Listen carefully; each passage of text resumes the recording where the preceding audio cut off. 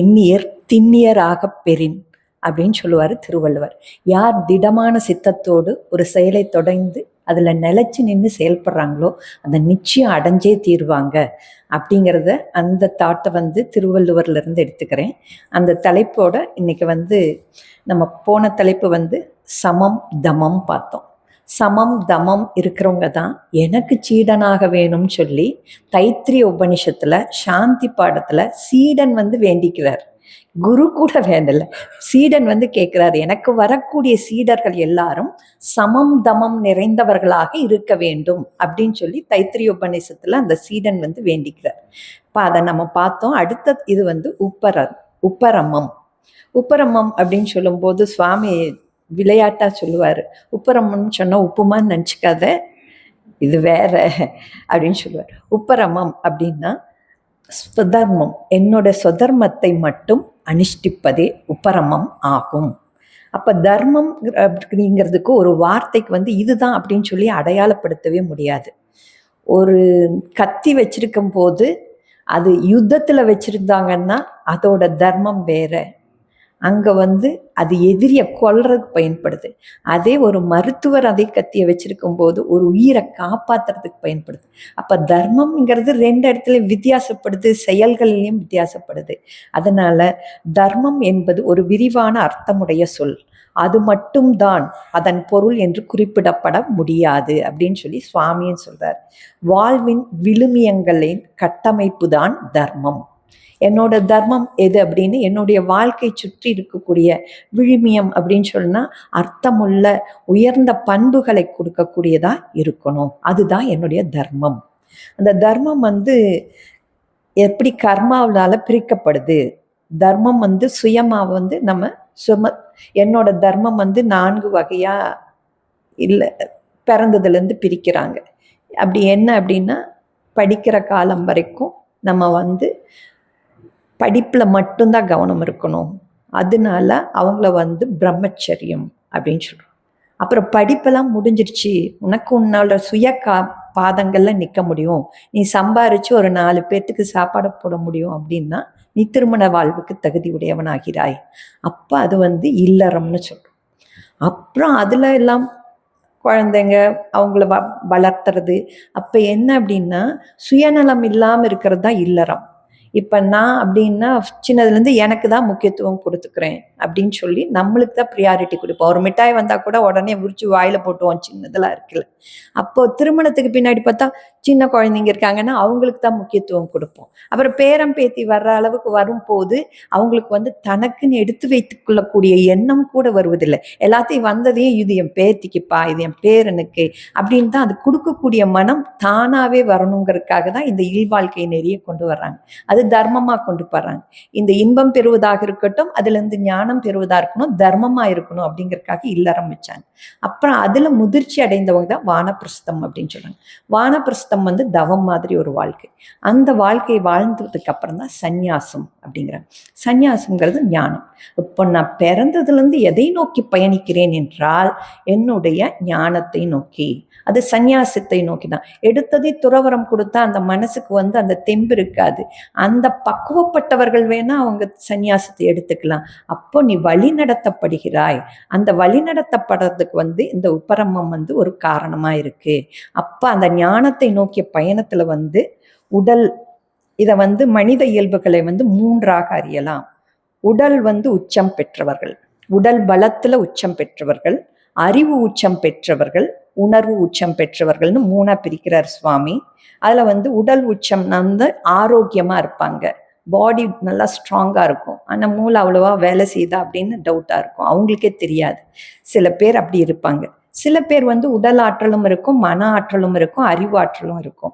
அறிவு உச்சம் பெற்றவர்கள் அறிவில் ஏதாச்சும் ஒரு பொருள் கிடைச்சதுன்னா, ஒரு துண்டு சீட் கிடைச்சதுன்னா கூட அதை எடுத்து படித்து பார்க்கணும்னு நினைப்பாங்க. பொட்டணம் கட்டினி பழைய காலத்துல எல்லாம் பேக்கெட்டெல்லாம் கிடையாது, பொட்டணம் கட்டின பேப்பரில் கூட பிரித்து ஏதாச்சும் இருக்கா அப்படின்னு படித்து பார்ப்பாங்க. அந்த மாதிரி இருக்கிறவங்க அறிவாற்றல் உடையவர்கள். உணர்வு உச்சம் பெற்றவர்கள் அதீதமான அன்பாகவும் இருப்பாங்க, அதீதமான கோபமாக இருப்பாங்க. இதை சுவாமி சொல்லும்போது அந்த புக்கில் எழுதியிருக்கிறாரு, மன உச்சம் என்பதை விட மன பலவீனம் அப்படின்னு சொல்கிறார். இதை வந்து மன உச்சம் கிடையாது, இது மன பலவீனம், ஒரு அதீதமான உணர்வு நிலையில இருக்கிறவங்க அப்படின்னு சொல்றாரு. இந்த மாதிரி ஒவ்வொரு இடத்துலையும் வந்து இது வந்து இயல்பாகவே மனிதன்கிட்ட இந்த மூணும் வெவ்வேறு விதங்கள்ல பிரகாசிக்கிறது. அது வந்து உடல் அமைப்பு, அப்புறம் பிறப்பால் வந்தது, அப்புறம் உள்ளப்பாங்கு, குடும்பம், இது மூணும் தான் இதை கொடுக்குது. இதுல வந்து பிராமணத்துவம் அப்படிங்கிறதுல இந்த எப்படி வெளிப்படுது அப்படின்னா, அறிவு உச்சம் பெற்றவங்களா இருக்காங்க, உடல் பலம் மத்தியமமா இருக்கும், மனக்கட்டுப்பாடா இருப்பாங்க. இந்த பிராமணர்களுக்கு வந்து ஏன் அறிவு உச்சம் பெற்றவர்களாக இருக்காங்க அப்படிங்கிறதுக்கு வந்து நான் ஒரு ஒரு உதாரணம் உங்களுக்கு இது பண்ணணும்னு நினைச்சேன்.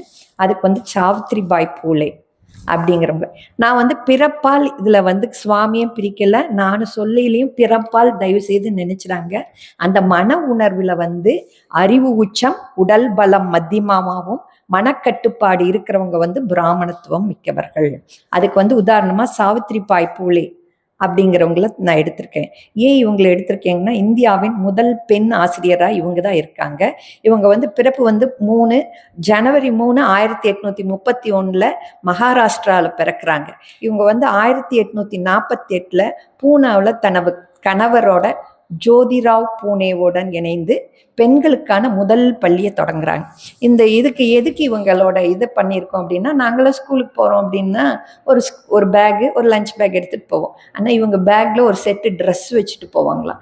ஏன் அப்படின்னு சொன்னால், இந்த சாவித்ரி பாய் பூலே வந்து பெண்களுக்காக கல்வி கற்றுக் கொடுக்கறது வந்து அந்த காலத்தில் யாரும் அவங்கள வந்து அந்த செயலை வந்து தனக்கு விட ஒரு இழிவான நிலையில் தான் பெண்ணை சமமாக கூட நினைக்கல, இழிவான நிலையில் இருக்க வச்சிருந்தாங்க அந்த காலத்தில். பெண் வந்து அடிமைப்பட்டு நிலை, அந்த அடிமையாக இருக்கிற ஒரு பெண்ணுக்கு வந்து நீ கல்வி கொடுக்குறியா, அது ஒரு பெண்ணாக இருந்து இந்த மாதிரி ஒரு செயலை நீ செய்கிறியான்னு சொல்லிட்டு அவங்க போகும்போதெல்லாம் சாணம் இருக்குல்லங்க, அதை கரைச்சி ஊற்றுவாங்களாம், அடிப்பாங்களாம். கண்டதெல்லாம் எது கண்ணில் சகிக்க முடியாது, நான் சொல்ல முடியாததெல்லாம் கூட கரைச்சி மேலே ஊற்றியிருக்காங்க. அத்தனையும் சகிச்சுக்கிட்டு அவங்க அந்த பள்ளிக்கூடத்தை அடைஞ்சதுக்கு அப்புறம் மறுபடியும் ஒரு குளிச்சுட்டு தான் அந்த மாற்று உடை கட்டி கொண்டு தான் அந்த பள்ளிக்குள்ளார போக முடியும். அவ்வளோ அவமானங்களை தாங்கி கொண்டு கூட ஒருத்தங்க தன்னுடைய ஞானத்தை அடுத்தவங்களுக்கு கொடுக்கணும்னு அந்த முயற்சி செஞ்சாங்க பாருங்க. அந்த திட சித்தம் தான் அந்தனத்துவம். யார் தன்னுடைய அறிவை தனக்காக அதாவது தன்னுடைய பரம்பரை, தன்னை சுற்றிய சுற்றம், அல்லது தன்னுடைய குடும்பத்தினர், அதுக்கு மட்டுக்குள்ளார சுருக்கி வச்சுக்காம யார் அடுத்தவங்களுக்கு கொடுக்கணும் அப்படின்னு நினைச்சாங்களோ அந்த குணம் அந்தனர். சரிங்களா? அடுத்தது வந்து சத்திரியர். சத்திரியம் என்றால் குடை என்று அர்த்தம்னு சொல்றார் சுவாமி. நாட்டு மக்களுக்கு நிழல் தந்து காப்பது தான் சத்திரியர். யார் சத்திரியர் அப்படின்னா, உடல் பலம் அதிகமாக இருக்கும், அப்புறம் அறிவு பின்னாடி இருக்கும், அப்புறம் உணர்வு வந்து 3வது இடத்துல இருப்பாங்க. இந்த சத்திரியர்களுக்கு வந்து பார்த்திங்கன்னா, ஒவ்வொருத்தரும் ஒவ்வொரு உதாரணம் சொன்னாலும் நான் ஜனகரை வந்து சத்திரியராக எடுத்துக்கிறேன். ஏன் அப்படின்னா, அவர் ராஜாவா மட்டும் இல்லை, ஒரு பெரிய ஞானியாகவும் இருந்தார். 2வது காரணம் வந்து ராமருக்கே மாமனார், கடவுளுக்கு மாமனாராக இருக்கிறார். அப்புறம் வந்து சீதைக்கு தந்தை. இவ்வளோ உயர்வு இருக்கக்கூடிய அந்த ஜனகர் வந்து பார்த்திங்கன்னா ஒவ்வொரு இதுவும் சிறப்பாக இருக்கும். ஜனகர் வந்து எந்த இடத்துலையுமே அலட்டிக்கவே இல்லை. அதுவும் இல்லாமல் பார்த்திங்கன்னா ஒரு சிறப்பு இருந்தாலே பெருசாக இருக்கும். இவர் ஞானி, ராமருக்கு மாமனார், சீதைக்கு தந்தை, அப்புறம் வந்து பார்த்திங்கன்னா சுகபிரம்மத்துக்கு வந்து இவர் தான் ஞானத்துக்கு வந்து உரசி பார்க்கக்கூடிய உரைக்கெல்லாம் வந்து அவரை செயல்படுத்தி அவர் ஞான நிலை அடைஞ்சிட்டார்னு சொல்கிறார். அந்த தகுதி இருக்குது. ஜனகரை வந்து கொட்டேஷன் கொடுக்கறது வந்து பகவத்கீதையில் வந்து கிருஷ்ணரே அவரை வந்து உயர்ந்த ஞான கர்ம இதில் யோகத்தில் வந்து அவரை ஜனகரை வந்து கொட்டேஷன் கொடுக்குறார். இவ்வளோ சிறப்பு மிக்கவர் அந்த ஜனகர் வந்து நான் வந்து சத்திரியருக்கு உதாரணமாக சொல்கிறேன். ஏன்னா அவர் வந்து கடவுள் தன்மையில் இருக்கிறது இல்லை, மனுஷத்தன்மையிலிருந்து அந்த ஞான நிலையில் உயர்ந்தும் கூட தன்னுடைய கடமையை வந்து, சரிப்பா எனக்கு அடுத்தது எல்லாம் யாரெல்லாம் இருக்கீங்களோ இந்த ராஜ்யத்தை கொஞ்சம் கொஞ்சமாக பிரித்து எல்லாத்துக்கும் கொடுத்துட்றேன், போங்கப்பா அவங்கவுங்க ஆட்சி பண்ணிக்கோங்க அப்படின்னு விட்டு கொடுக்கல. அந்த மக்களை காப்பாற்றுவது தன்னுடைய தர்மங்கிறதுக்காக அதில் தான் நிலைச்சு நின்று சன்னியாசமும் எடுத்துக்கல. அந்த கடமையை வந்து கடைசி வரைக்கும் செஞ்சிட்டு இருக்காரு. ராஜாவா இருந்து மக்களை பரிபாலனம் பண்றாருன்னா தான் முன் உதாரணமாக இருந்து அந்த தர்ம நெறியில் நிலைச்சு நின்னதுனால தான். நேற்று ராதாமா உதாரணம் சொல்லும் போது கூட சொன்னாங்க, அங்க வறுமை வந்து விட்டது, வறுமை வந்த போது யாராச்சும் ஒரு உதவி பண்ணணும் அப்படிங்கிறது வந்து இந்த ராமருடைய அப்பா தசரதர் தான் அவங்க நாட்டுக்கு வந்து தானியங்கள் எல்லாம் கொடுத்து அனுப்புகிறாங்க. அப்போ கொடுத்து அனுப்பும்போது அந்த தானியங்களை வந்து அந்த இறைச்சி வெட்டக்கூடியவங்க அந்த ஆள் வந்து வேற யாருக்கு கொடுங்க அப்படின்னு சொன்னால் அந்த மனசு எவ்வளோ பக்குவப்பட்டிருக்கணும். அப்போ எவ்வளோ உயர்வான இடத்தில் அதை பார்த்து பழகி தான் நிலைத்து நிற்கால வேண்டும் அப்படின்னா அந்த முன்மாதிரியா இருக்கிறவங்க எவ்வளோ சிறப்பா இருக்கணும். அது வந்து ஒரு உதாரணம். இப்ப ஜப்பான்ல வந்து இந்த சுனாமி வந்தப்ப வந்து ஒரு உதாரணமாத்துக்காக நான் இது சொல்றேன். செய்தியில படிச்சது தான் இது. அங்க என்னாச்சுன்னா எல்லாத்துக்கும் வந்து லைன்ல நின்று பிரெட் அவங்க சாப்பிட்றதுக்காகவும் ஒரு பால் பாட்டில் தண்ணி பாட்டில் அங்கே லைன்ல நின்று தான் எல்லாரும் போறாங்க. எல்லாரும் ஒரு பேக்கெட் எடுத்தாங்க, தண்ணி பாட்டில் எடுத்தாங்க. ஆனால் நம்ம நாட்டில் இந்த லாக்டவுன் கொரோனா பீரியட் அப்போ பார்த்தீங்கன்னா கிடைச்சதெல்லாம் வலிச்சு பேக்கெட்டில் போட்டு எடுத்துகிட்டு வந்து வீட்டில் வச்சுட்டேன்.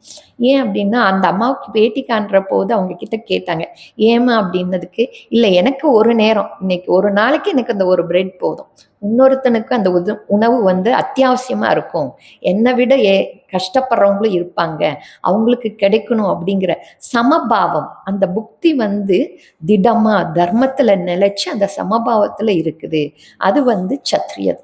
யார் கொடை மாறி நிழல் மாறி நின்று அடுத்தவனை காப்பாற்றணும் அப்படின்னு நினைக்கிறாங்களோ அவங்க எல்லாருமே சத்திரியர்கள். அடுத்தது வந்து பார்த்தீங்கன்னா வைஷ்யத்துவம். வைஷ்யத்துவம் வந்து 3வது வர்ணம்னு சுவாமி சொல்றாங்க. வைஷ்யன் என்பது உடல் பலம், மனோபலம், அப்புறம் அறிவு பலம் மிக்கவங்க. இந்த வரிசையில இவங்க 3வது வரிசையா இருந்தாலும் இவங்க தான் சம்பாதிக்கிறது வந்து 4ஆ பிரிச்சுக்கிறாங்க. அந்த பொருள் எவ்வளவு பொருள் ஈற்றினாலும் அதை 4ஆ பிரிக்கிறாங்க. கடவுள் அந்தனருக்கு ஒரு பங்கு கொடுக்குறாங்க. அடுத்தது வந்து நாட்டுக்கு வரியா கட்டுறாங்க. தான் சம்பாதிக்கிறதுல வரி அவங்க டாக்ஸ் கட்டுறாங்க. 3வது பகுதி வந்து தன்னுடைய சொந்தங்களுக்கு இல்லம் அதுக்கு செலவு பண்றாங்க. 4வது பகுதி வந்து கட்டாயமா வைஷ்யன்னு இருக்கிறவங்க வந்து சேமிப்பாங்க.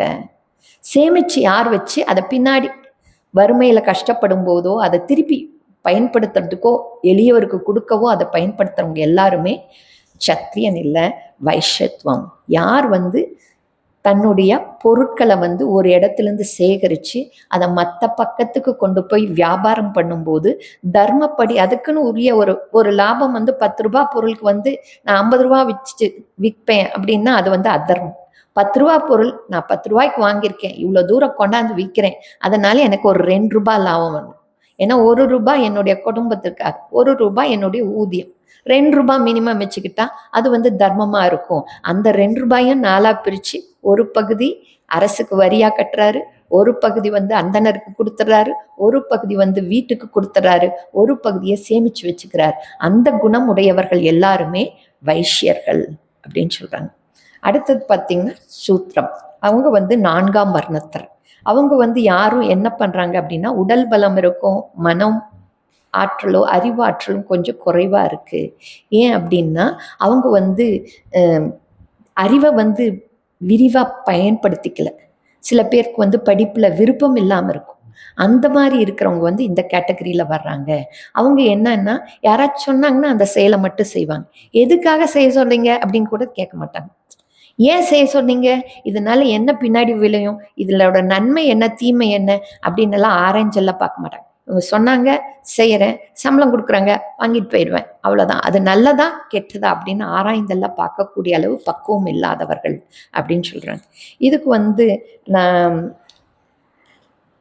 வைஷ்யத்துவம் அப்படிங்கிறதுக்கு ஒரு உதாரணம் கொண்டு வரணும்னு நினைச்சேன். அதை சொல்லிட்டு இந்த இதுக்கு வர்றேன். வைஷ்யர்ல வந்து நான் உதாரணமா கொண்டு வந்தது அழகப்பா பல்கலைக்கழகத்தோட காரைக்குடியில வந்து டாக்டர் அழகப்ப செட்டியார் கட்டினது. இந்த பல்கலைக்கழகம் பார்த்தீங்கன்னா தன்னுடைய சொந்த சேமிப்பு அத்தனை பணமும் தன்னுடைய உழைப்புல சம்பாரிச்சது, அதை மொத்த சொத்தையுமே அந்த பல்கலைக்கழகத்துக்கே கொடுத்துட்டார். அதனால வந்து அழகப்ப செட்டியாரை வந்து வள்ளல்னு சொல்றோம். ஏன் அப்படிங்கிற போது ஒரு சமயம் வந்து அழகப்ப செட்டியார் அந்த கார் வந்து இந்த 12 கேட்னு சொல்லுவோம் இல்லைங்க, ரயில்வே கேட் நிற்கும். அந்த இதில் வந்து சிக்னல் போட்டுட்டாங்கன்னா கிராஸ் பண்ணி ட்ரெயின் போனதுக்கு அப்புறம் தான் திறந்து விடுவாங்க. 1 மணி நேரம் 1/2 மணி நேரம் எல்லாம் கிராமத்து சைடில் நிற்கும். அப்படி நிற்கும் போது அவர் வந்து கார்லேருந்து அவர் இறங்குறாரு.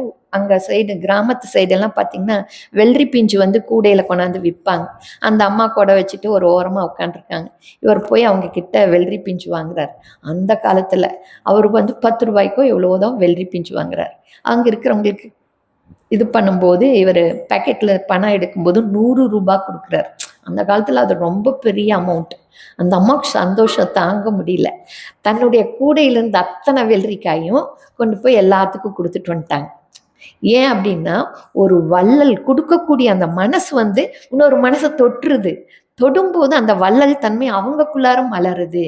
அந்த தன்மை வந்து யார்கிட்ட இருக்குதோ அவங்க வந்து இந்த வைஷ்யருக்கு வந்து உதாரணமா அழகப்ப செட்டியார் வந்து தன்னுடைய சொந்த சம்பாத்தியம் அதை முழுவதுமா அடுத்தவங்களுக்கு கொடுக்கணும் அப்படிங்கிறதுல எவ்வளோ பெரிய மனசு இருக்கணும். அது வந்து உழைப்போட இது மட்டும் இல்லை. யார் அந்த தர்மத்தை வந்து பொருளை ஈட்டுனா மட்டும் பத்தாது, அதை தர்மத்துக்காக செயல்படுத்துறாங்க பாருங்க, அவங்க இன்னமும் நிலைச்சிருக்காங்க. அவங்க பொருள் போணுச்சோ இல்லையாங்கிறதுல இல்லை, அந்த பொருள் தர்மத்திற்காக பயன்படுத்தா, உன்னை 100 பேர்த்த உயர்ச்சிச்சா, உன்னை 100 பேர்த்துக்கு வாழ்வு தந்துதா, உன்னை அடுத்த சந்ததிக்கு யாதாச்சும் ஒரு சின்ன உயர்வு கொடுக்குறியா, கொடுக்கலையா பரவாயில்ல, நல்லதா நினை அப்படின்னு சொல்றாரு. அடுத்தது வந்து பார்த்தீங்கன்னா, நம்ம 4வது வர்ணத்தார் வந்து உடல் மனம் வந்து அறிவு 3மே செயல்படுறது குறைச்சலாக இருக்குது.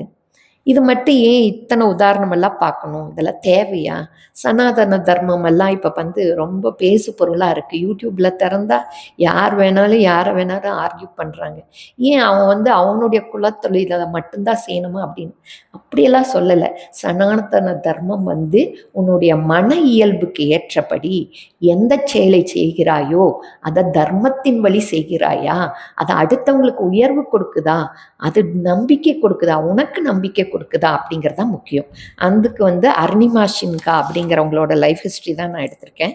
எவரெஸ்ட் சிகரத்தை வந்து முதல்ல தொட்ட இந்திய பெண்மணி வந்து பச்சேந்திரி பால். இந்த பச்சேந்திரி பால் வந்து ஃபஸ்ட்டு எவரெஸ்ட் சிகரத்தை ஏறி கொடி நாட்டினவங்க பெண்களில். இவங்களை ஏன் இங்கே கொண்டாடுறேன் அப்படின்னு சொன்னால், அருணிமா சின்ஹா லைஃப்லையும் இவங்க தான் சிகரத்தை தொட வைக்கிறாங்க. தான் சிகரம் ஏறினது மட்டும் இல்லை, இன்னொரு பெண்ணை சிகரம் ஏற்றுவதற்கும் முயற்சிக்கிறாங்க. இந்த அருணிமா சின்ஹா என்ன அப்படின்னா, இவங்க வந்து உத்தரப்பிரதேசத்தை சேர்ந்தவங்க. இப்போ நடந்த நிகழ்ச்சி, இப்போ சமீபத்தில் நம்ம வாழ்ந்து கொண்டு இருக்கிற காலத்தில் நடந்த நிகழ்ச்சி. இவங்க வந்து முன்னாள் தேசியத்தில் வந்து வாலிபால் பிளேயராக இருக்கிறாங்க. நல்ல உடல் ஆற்றலும் இருக்குது, மன ஆற்றலும் இருக்குது. இவங்க வந்து 2011ஆம் ஆண்டு வந்து ரயிலில் பயணம் செஞ்சிட்ருக்காங்க. பயணம் செஞ்சுட்டு இருக்கும்போது இவங்களுக்கு ஒரு உடைமைன்னா ஒரு செயின் போட்டிருக்காங்க. தங்கத்தில் ஒரு தன்னுடைய உடைமையாக ஒரு பொருள் பையில் வச்சுருக்காங்க. அதை வந்து திருடர்கள் கல்வர்கள் வந்து பறிக்க வர்றாங்க. இவங்க உடல் ஆற்றல் இருக்கிறதுனால அவங்களோட எதிர்த்து நின்று சண்டை போடுறாங்க. சண்டை போடும்போது கை கலப்பு எடுத்து 4-5 பேர்த்துக்கு ஒருத்தர் எடுத்து சண்டை போடணும்னா கொஞ்சம் ஓரளவு ஜெயிச்சிடலாம்.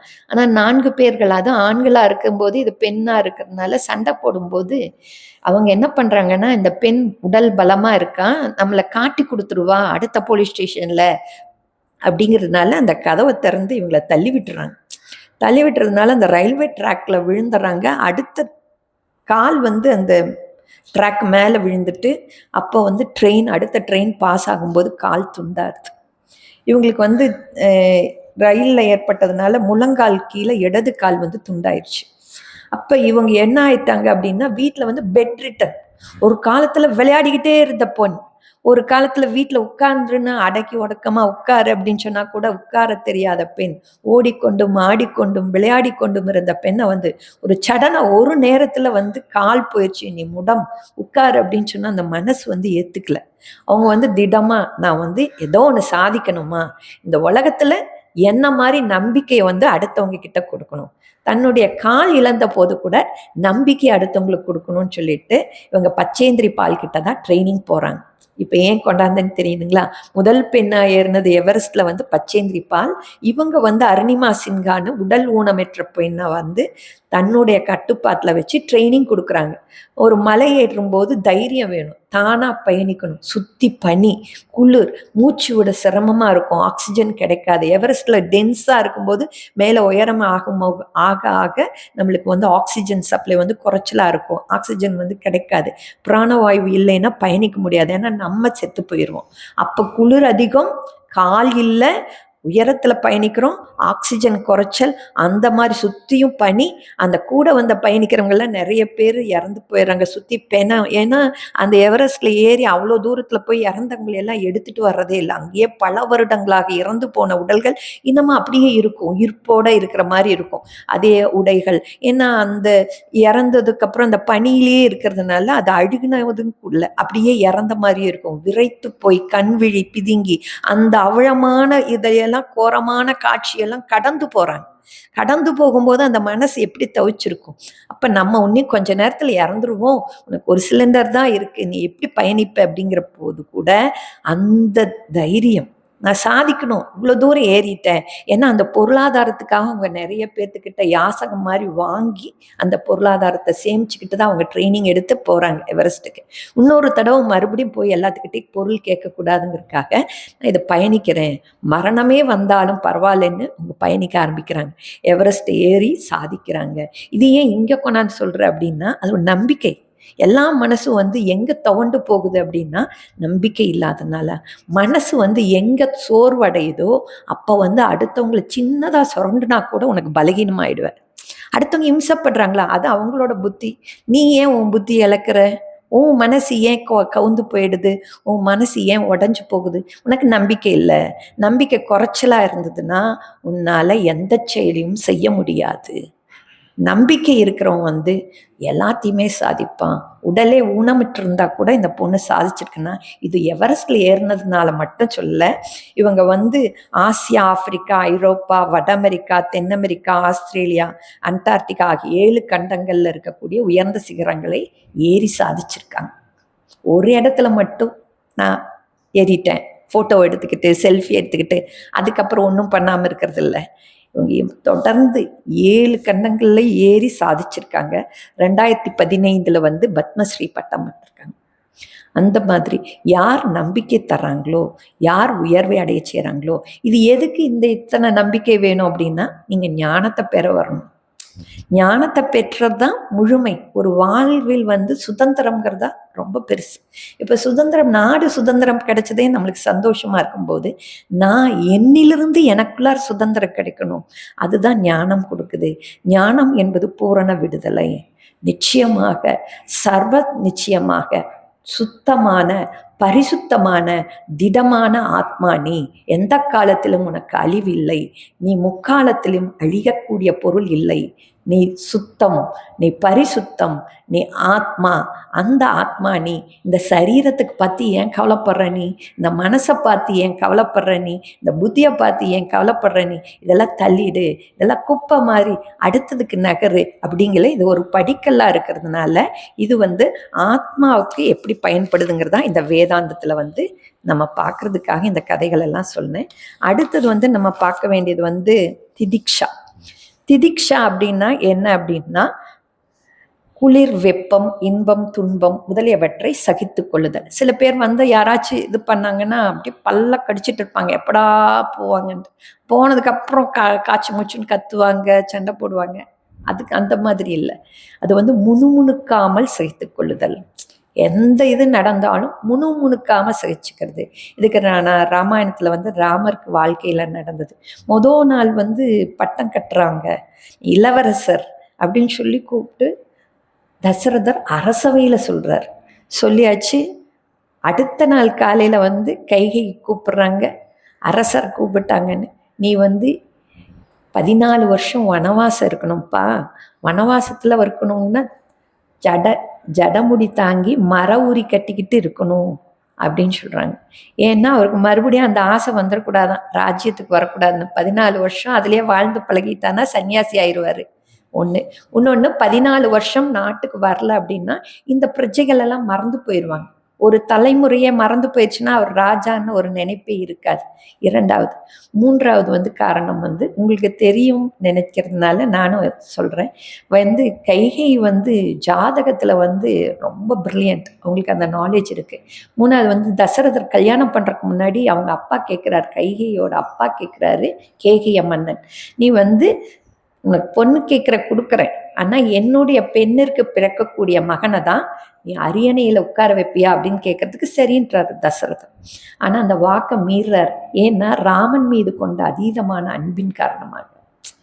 அதனால கைகை வந்து தன்னுடைய கணவன் பொய்யனாக கூடாதுங்கிறதுக்காக இந்த வரத்தை கேட்குறாங்க அப்படிங்கிறது ஆழமாக இருக்கக்கூடிய கருத்து.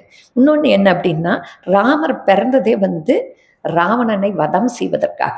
அந்த நோக்கம் நிறைவேறணும்னா அவர் வந்து காட்டுக்கு போயே ஆகணும். அதுக்கு யாராச்சும் ஒருத்தங்க காரணமாக இருக்கணும்.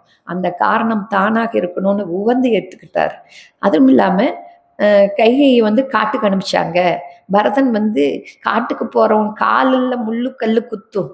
அவர் போய் அந்த காட்டில் வந்து போகும்போது அந்த காலனியும் வாங்கிட்டு வந்துட்டாரு, எவ்வளோ கொடுமை பார்த்தியா அப்படின்னு நினைப்பாங்க. அப்படி இல்லை, பரதன் வந்து அந்த காலனியை வாங்கினதுனால தான் அந்த தர்மம் வந்து அந்த அரியணையில் வந்து ராமருடைய பாத சுவடுகள் தான் அங்கே இருந்து அரசாட்சி நடந்தது. ராமர் வர வரைக்கும் பரதன் வந்து அயோத்திக்குள்ளார கூட போகலை, அதனுடைய எல்லையிலேயே தான் இருந்தார்.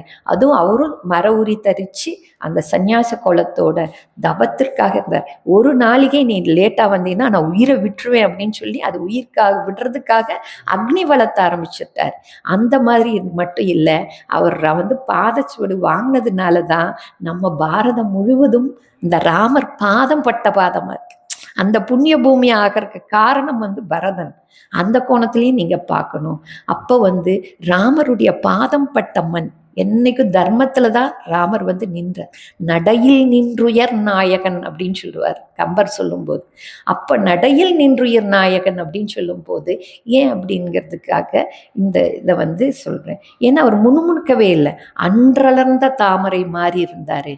சொன்னப்பையும் அப்படிதான் இருந்தாரு, அரசாட்சி இல்லைன்னு சொன்னப்போவையும் அதே மாதிரி தான் இருந்தார்.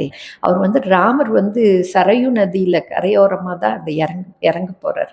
அப்போ இந்த திதிக்ஷா அப்படிங்கிறது என்னென்னா, முணுமுணுப்பே இல்லை, எந்த இடத்துலையுமே முணுமுணுக்கவே இல்லை. அதை வந்து சகிப்புத்தன்மைக்காக மட்டும் இல்லை, அதை வந்து வெளியில் ஆளுக்கிட்ட யார்கிட்டையுமே சொல்லவே இல்லை. மொதல் நாள் பஞ்சனையில் படுத்திருந்தார், அடுத்த நாள் வந்து தர்ப்பப்புள்ளையில் படுத்திருக்காரு கல்லு மேலே. அப்படிங்கிற போது ரெண்டையும் சமபுத்தியாக ஏற்றுக்கிறது, அதுக்கு பேர் தான் திதிக்ஷா. இதுக்கு வந்து ஒரு உதாரணமாக சொன்னேன். புதுக்கவிதையில் சொல்லும்போது, நான் படித்த ஒரு புதுக்கவிதையில் சொல்லும்போது சொன்னாங்க, முரண்னு ஒரு கவிதையில் அவர் சொன்னாங்க. முரண் கவிதையில் வந்து எனக்கு பிடிச்ச ஒரு கவிதையில் வந்து உங்களுக்கு பகிர்ந்துக்கிறதுக்காக சொல்கிறேன். எனக்கு பொய் சொல்ல தெரியாது, எனக்கு பொய் சொல்ல தெரியாது, அதற்காக நான் ராமனோ காந்தியோ அல்ல. நேற்று சொன்ன பொய்யை இன்று ஞாபகம் வைத்துக் கொள்ளும் திராணி இல்லாததால் எனக்கு பொய் சொல்ல தெரியாது, எனக்கு பொய் சொல்ல தெரியாது. அது நல்லா இருந்தது, எனக்கு படிச்சதையும் பிடிச்சிருச்சு. அதனால இது வரைக்கும் அதை கேரி ஆன் பண்ணது எதோ ஒரு பிரயோஜனமா இருக்கணும். ஆனால் நம்ம செய்யறது வந்து இயல்பா இருக்கணும். அது வந்து ஒரு பூச்சி இல்லாம வெளிப்பகட்டு இல்லாம அதுலேயே நிலைச்சிருக்கிறது வந்து திதிக்ஷா. ஓம் நன்றி.